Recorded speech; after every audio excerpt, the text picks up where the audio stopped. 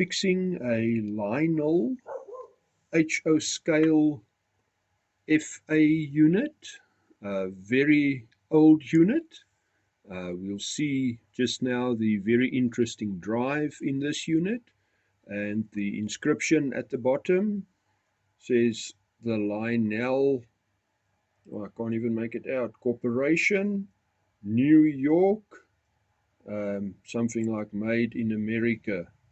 I have got a picture of this close up that I will add into the video.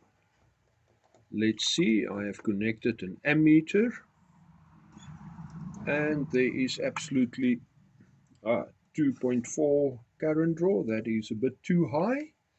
Come, let us see if we can become any wiser about why this locomotive is having such a high current draw. I just want to check 2.4. That is too high for this locomotive. Let's first remove the shell. Only 2 tabs keeping it on, so gently prying it off.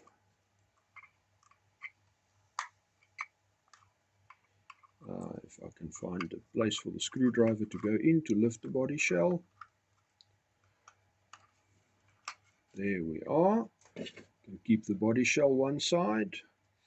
And when we look at the inside, it is interesting to note there is a silver colored and a brass colored strip on the bogies, and it seems at the rear the silver colored is on the top, and in the front it is at the bottom. So let's see if we turn the bogie around. That may just give us a bit of a better running performance. And also there's a loose wire to the rear bogie, but the front bogie do pick up on that side. So let us just see if we now turn the power on, and there's life to the motor.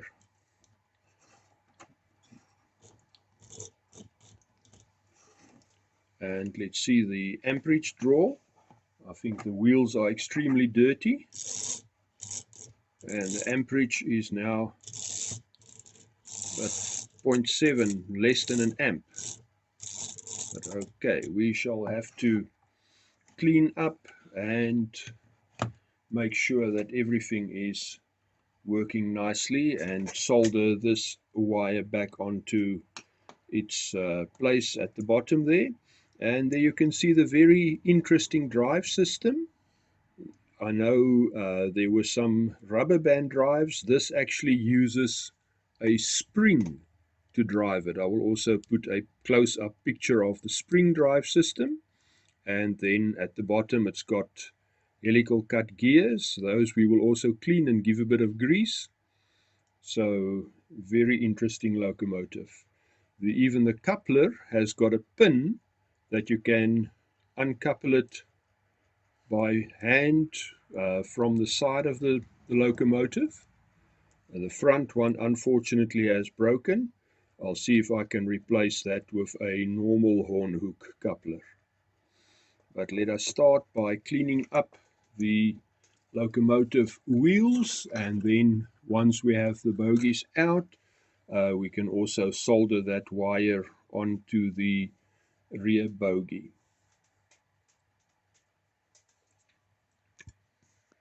Okay, let's remove the front bogie. It seems there's a single screw keeping it in place.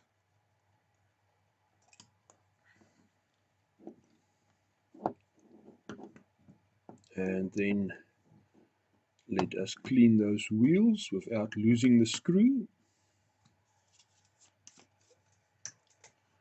Again, using some alcohol to clean the wheels, but I will also afterwards still add some electrical contact cleaner just to make sure that the contacts are decently clean and that they are contacting the rails and conducting electricity properly.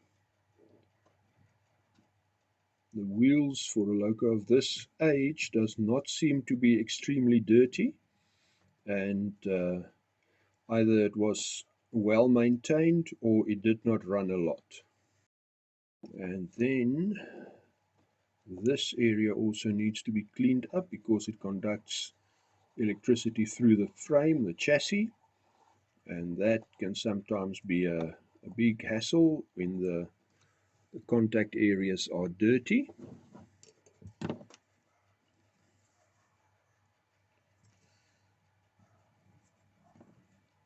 So we are cleaning that, and then let's see when we put it back together, and then we can remove the rear bogie and see what we can do there. Okay, brass contacts are closest to me on the bottom side. Screw to go in there.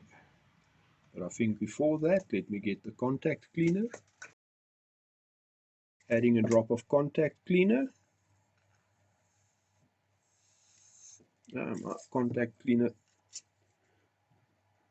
is not wanting to spray with the bottle upside down. Okay, and then let's get the wire out of the way. And let's put the screw back in.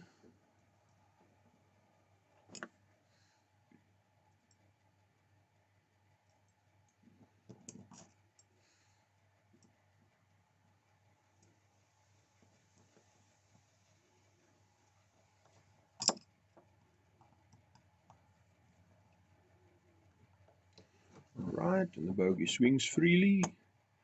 Now the rear bogie is another kettle of fish.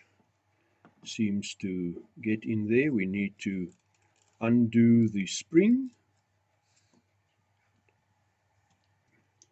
So we are lifting the spring off, and then we have the drive shaft that I am removing from the motor, and also a little screw, same as the front bogie, that is holding the bogie in place, and also this drive spring. So there we have the drive mechanism, and let's see if we can clean up the gears a little bit. Also, I'm going to use some alcohol just to rub on the gears and see if that will remove. There don't seem to be any old grease and oil, but we will add some fresh ones just to be sure, and a little drop of oil. And then we will also clean the wheels that do not have traction tires.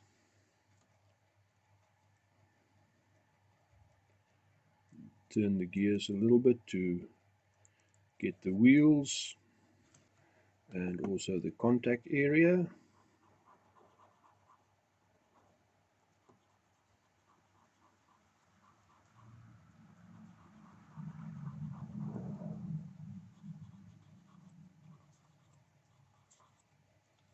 And on the frame itself, that contact area. And then comes the difficult part, and that would be to solder this wire back in place. But I think it might be better if we put the bogie in place and then we solder it.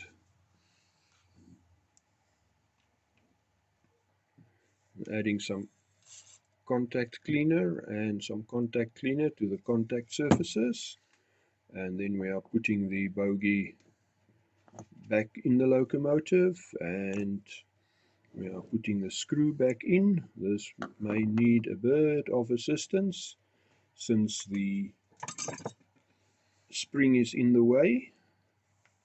So we'll be holding the screw with a tweezer, very necessary part of equipment in any model railway workshop.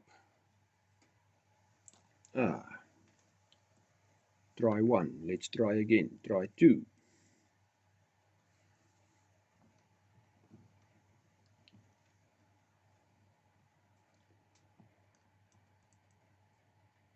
That looks a bit better. And it's going in. Great stuff. And now, before I install the rest of the things, let us solder that wire.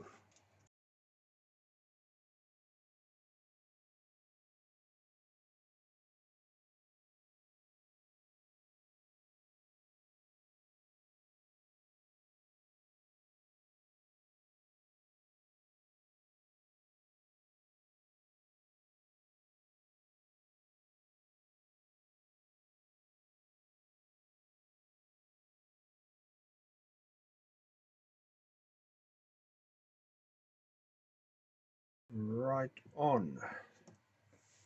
The brushes, I'll see if I can take them out. The motor itself seems to unscrew from the bottom. Right, the short screw holding the motor. Quite an interesting motor. And here's one to see. The brushes are being held together there, and the spring tension on them seems good. So I'm not going to bother with anything right there right now, but I am going to add a drop of oil to each of the motor bearings.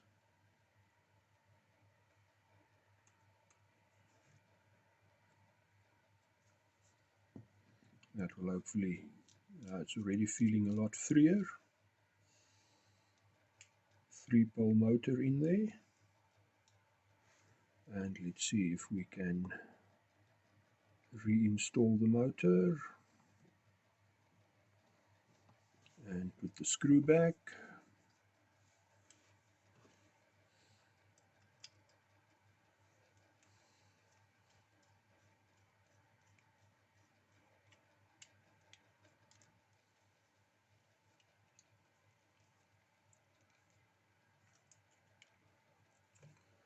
Right, now let us see if we put it on the track, if we have any joy, if it does anything more than it did before. There's some action. Still needs a bit of cleaning on the wheels, or the track itself may need some cleaning.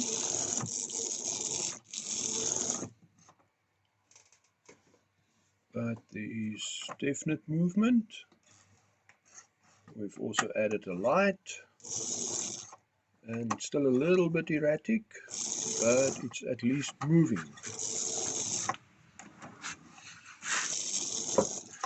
I think maybe the traction tires also need some replacement. I don't know if they are moving around. No, they actually do feel good.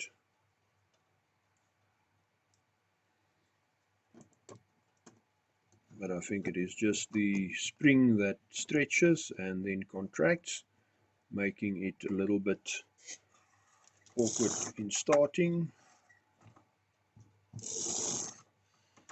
But definitely still some cleaning to be done. And let's just see if we put a drop of the switch cleaner on the wheel. And let's see now what happens.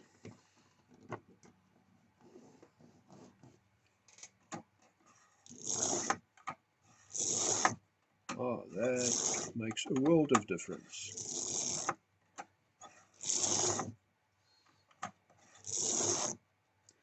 And let's see if we can find a coupler for the front. Okay, the coupler seemed to have a metal tab holding it, and to reach it I'm removing the bulb and then just gently prying that little tab upwards. This could be the forerunner of what FA has used on their kits on their freight cars. Just very careful not to break it, and see if we can lift that one.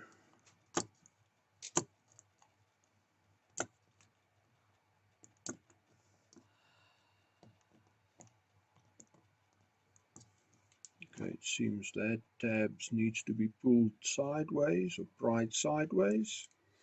Let's see if come in there with a small screwdriver. If I'll be able to. Okay, that side has lifted. Let's see if we can get the other side.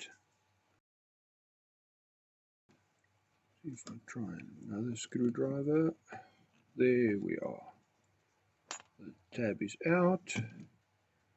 And let's see, how does this coupler look? Oh, this is something different than what I have got. I will have to look for a coupler with a pin like that. Okay, the coupler that came out of there that actually broke off is slightly different. It's got a pin cast onto the body, where all the modern HO couplers have got a hole. So I had to make a plan, and I found the sprue that comes with some of the KDs actually fit into the hole that's in the body, and then I just need to make this piece of sprue fit into the hole in the coupler, where I also had to use a little shim to do that. So I may have to drill that out a little bit. So let me measure and see what size drill bit I need. Okay, I found the right size drill bit, except it does not want to fit in my pin vise. Let me just turn the collet around, and hopefully it will fit in the other side of the collet. Alright, and then let's hope it reams this one nicely. Ah, there's the pin.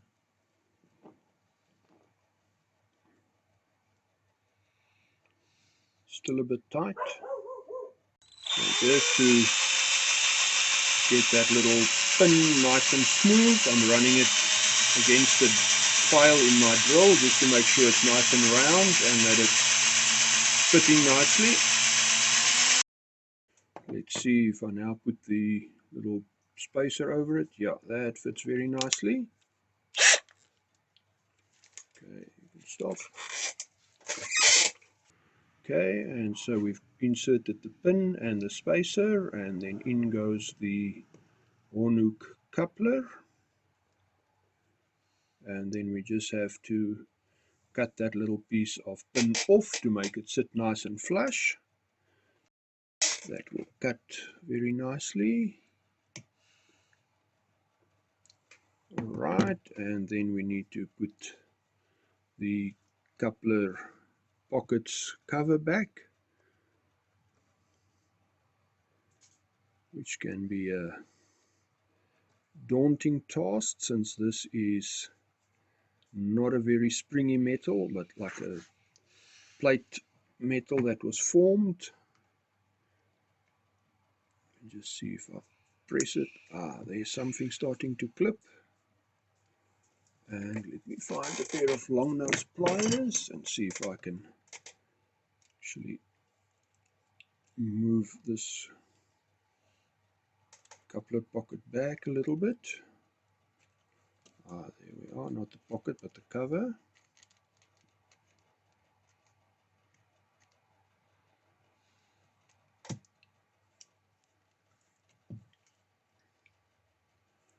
And it is going in.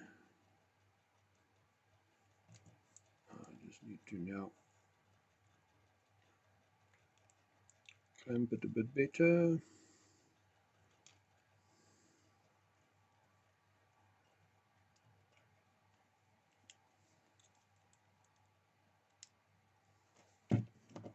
And then we need to see if there's a way, if I put it on this piece of wood, hopefully I can force it down with a screwdriver. Are you checking where I am? Okay, we are focus center. Pressing down with a screwdriver on that metal tabs, and the coupler is in and functional. Now let's put the bulb back in. Let's put the body back.